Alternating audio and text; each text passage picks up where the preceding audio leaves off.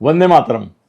मेरे मित्र श्री श्यामगिरी, इनके मुद्दा भारत का चैनल पर मैं अनिल थत्ते आप सबका स्वागत करता हूं। आज मैं महाराष्ट्र के मुख्यमंत्री श्री देवेंद्र जी फडणवीस, उनके लिए उनकी क्या क्या उन्होंने चमत्कार करके दिखाए हैं, उसके बारे में ये वीडियो कर रहा हूं। शायद हो सकता है कि जो उनके विरोधक हैं उनको ये वीडियो पसंद नहीं आएगा, तो मैं पहले ही बोल देता हूं, अगर आप फडणवीस के विरोधक है तो ये वीडियो मत देखिए, क्योंकि हमने इसमें फडणवीस जी की तारीफ की है, मगर तारीफ मुद्दे पे की है। ऐसे ही तारीफ के पुल नहीं बांधे बिना कोई सब्सटेंस, बिना कोई मुद्दा। एक एक चीज हमने सिद्ध की है कि इसलिए वो सब पे भारी है। हमारा जो टाइटल है सब पे भारी। देखो, आज की तारीख में अगर आप महाराष्ट्र की राजकीय स्थिति देखेंगे तो दो उप मुख्यमंत्री है महाराष्ट्र में, एकनाथ शिंदे जी हैं और अजित दादा हैं। देवेंद्र फडणवीस जी ने, अभी तो ऐसा लगता है आजकल कि महाराष्ट्र में एक ही मंत्री, सिंगल मिनिस्ट्री है, एक ही मंत्री है और वो है खुद देवेंद्र जी। और कोई मंत्री है कि नहीं है इसका भी पता नहीं चलता।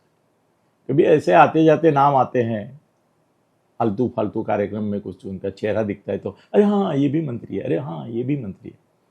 सब मंत्रियों के ऊपर वो छा गए, यहां तक कि उप मुख्यमंत्री और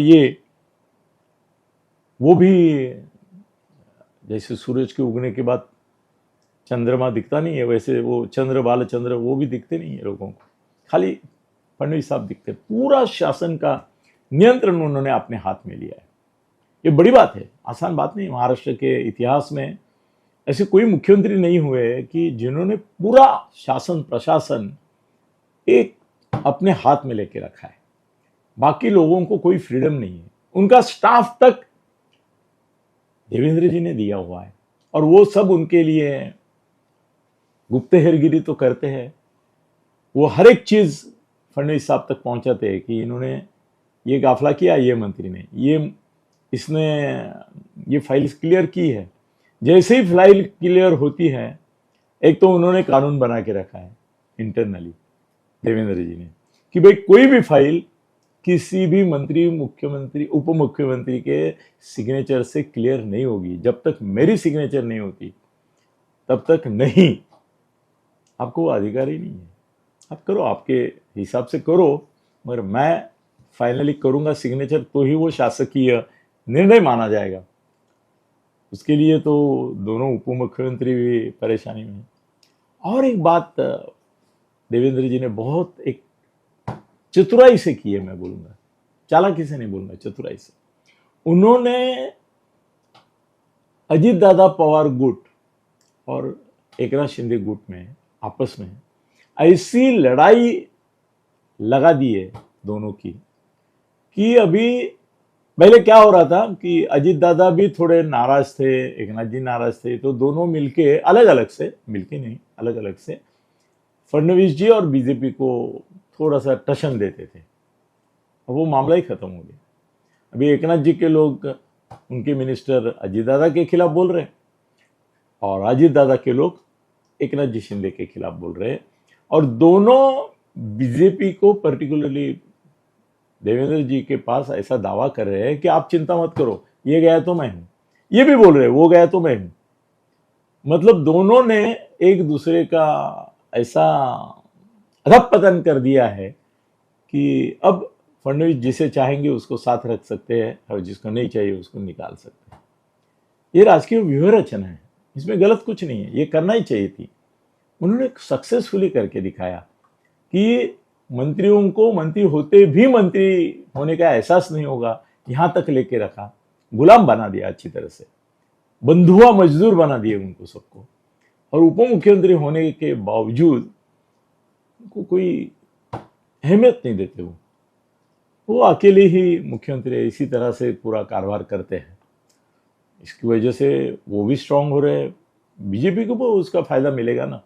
आखिर में उनका लक्ष्य क्या है? उनका लक्ष्य ये है कि अगला चुनाव जब आएगा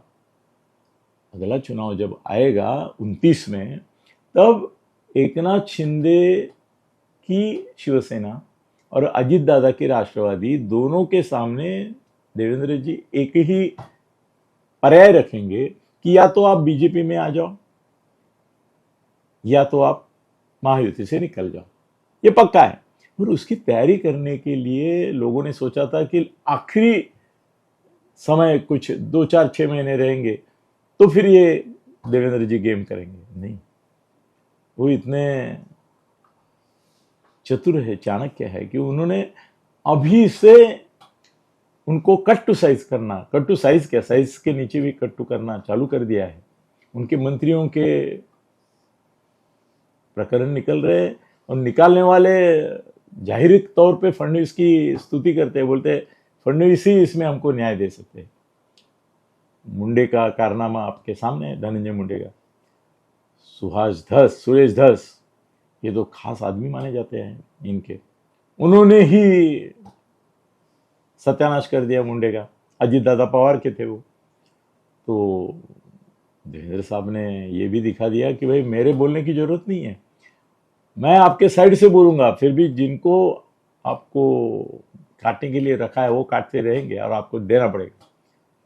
अजित दादा नहीं थे उनका राजीनामा लेने के मूड में, फिर भी देवेंद्र जी ने ऐसी सिचुएशन क्रिएट की कि उनको राजीनामा देना पड़ा। अभी भी बहुत सारे मंत्री इसी कश्मकश में है कि भाई कब मेरा नंबर आएगा और मेरी पीछे कोई ना कोई ये लगेगा। अभी देखो ना, तुम्हारे विखे पाटिल, राधा कृष्ण विखे पाटिल, 2000 कुछ 11, 12, 14 की केस 10-11 साल से बाद आगे निकल आई और इन्हीं के लोगों ने निकाली वो। तो राधा कृष्ण विखे पाटिल बोल रहे थे कि भाई मुख्यमंत्री पद के लिए, उनका बेटा बोल रहा था सुजय विखे पाटिल कि भाई वो मुख्यमंत्री पद की रेस में है, तो उनका भी ये कर दिया, सफाया। अब वो मंत्री पद ही रहेगा कि नहीं इस चिंता में, तो मुख्यमंत्री पद की क्या सोचेंगे।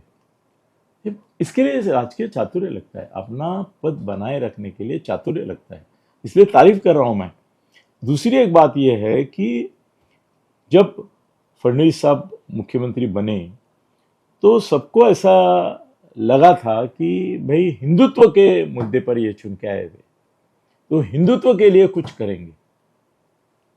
मगर देवेंद्र फडणवीस जी ने ये जाना था कि महाराष्ट्र में आपको अगर शांति से राज करना है तो मुसलमानों को एक थ्रेट होनी चाहिए जो आरएसएस, बजरंग दल, विश्व हिंदू परिषद के लोग रखेंगे, मगर सरकार उनके प्रति अगेंस्ट नहीं है, उनके खिलाफ नहीं है, ये भी सेंस देना चाहिए। और वो बराबर दे दिया। उन्होंने जो मदरसे है, मुस्लिम स्कूल से, उनकी जो ग्रांट्स है वो 10 लाख तक बढ़ा दी। उनके लिए ऑफिस नहीं था अल्पसंख्यक आयोग के लिए, वो एक 5 स्टार ऑफिस दे दिया उनको। उनके लिए स्कॉलरशिप का भी प्रावधान नहीं था, वो भी कर दिया। आज के तारीख में महाराष्ट्र के मुसलमान पूरे देश में जितने देवेंद्र जी को चाहने वाले हैं उतने शायद हिंदू है कि नहीं, मेरे को कभी कभी डाउट आता है, क्योंकि वो शिकायत करते रहते हैं। जैसे कल अभी ये हो गया, एक औरत को माला जप रही थी करके मारा लोगों ने। पुलिस अभी देवेंद्र की सुनते हैं करके देखो, उन्होंने उनको नोटिस दिया कि क्यों बाबा, क्यों ऐसा क्यों किया आपने, उनको अरेस्ट भी नहीं की। ये देवेंद्र जी की खास नीति है कि वो नागपुर में इतना बड़ा दंगा हुआ, कहाँ गोली चली, नासिक में दंगा हुआ, कहाँ गोली चली, संभाजीनगर में दंगा हुआ, कहाँ गोली चली, नहीं चली। अगर वो हिंदू होते, जहां पे हिंदुओं ने कुछ आंदोलन किए, सब जगह पुलिस ने ठोक दिया है उनको अच्छी तरह से, क्योंकि हिंदू को हिंदू राजा अगर ठोकता है तो बोल नहीं ना सकता कि भाई ये भी हिंदू है, हम भी हिंदू है, फिर भी हमको बिल्कुल लाठी खानी पड़ी। सब जगह लाठी खा रहे हैं हिंदू, और मुसलमानों का हाथ तक नहीं लगा रहा है कोई। मगर आज एक सेक्युलर इमेज का मुख्यमंत्री भी जो नहीं कर सकता, वो देवेंद्र जी ने करके हिंदुत्व का एक सेक्युलर रूप मुसलमान समुदाय के प्रति जो जगाया है, उससे मुसलमान बहुत खुश है महाराष्ट्र के। उनको मालूम है कि हमारा हितकर्ता ये सेक्युलर लोग नहीं है, कांग्रेस वाले नहीं है। ये संजय राउत और जितेंद्र आव्हाड और सुप्रिया सुळे बकबक करते हैं, मगर असली हमारा अगर कोई रक्षण करता है, पालन करता है, पालक है, गार्डियन है, तो वो देवेंद्र जी है।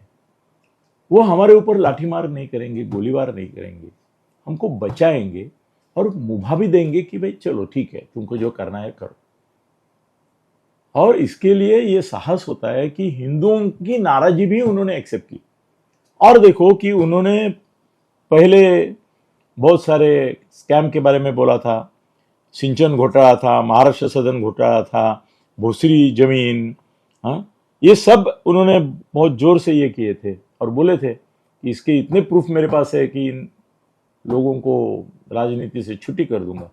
आज की तारीख में लोग भूल गए कि ऐसे कोई स्कैम फडणवीस साहब ने निकाले, क्योंकि उन्होंने नए मुद्दे निकाले, नए इशू निकाले। और इसके लिए देखो ना, अभी जो विरोधी है महाराष्ट्र में, सब उनके चहेते हैं, मैं जानता हूं। और इसलिए मैं बोलता हूं कि नहीं, देखो एक लास्ट केस बोलता हूं, दिशा सालियन केस में एसआईटी को अगर इंक्वायरी करनी है तो एफआईआर दाखिल करना पड़ता है, मगर वो केस उद्धव और आदित्य की है, ये जानकर फडणवीस साहब ने कभी भी एफआईआर ही दाखिल नहीं किया, उनको बचाया। ये भी बड़ी बात है। आज ठाकरे बंधुओं को, ठाकरे पिता पितर को बचाना बड़ी बात है, वो करके दिखाया उन्होंने। और कल जब कोर्ट के सामने मैटर गया तो कोर्ट ने बोला, अरे क्या आप इंक्वायरी एसआईटी बिठा रहे हैं, इसका तो एफआईआर ही नहीं है। तब जाके लोगों को पता चला कि ठाकरे भी उद्धव क्यों देवेंद्र जी को मानते हैं। तो कुल मिलाकर आज देवेंद्र के सिवा महाराष्ट्र में दूसरा कोई ऐसा मजबूत मुख्यमंत्री नहीं है, या आपको भी स्वीकार करना पड़ेगा। और एकनाथ शिंदे और अजित दादा अगर भाजपा में कल आ गए इनके वजह से, दबाव से, तो भी मुझे आश्चर्य नहीं होगा। धन्यवाद।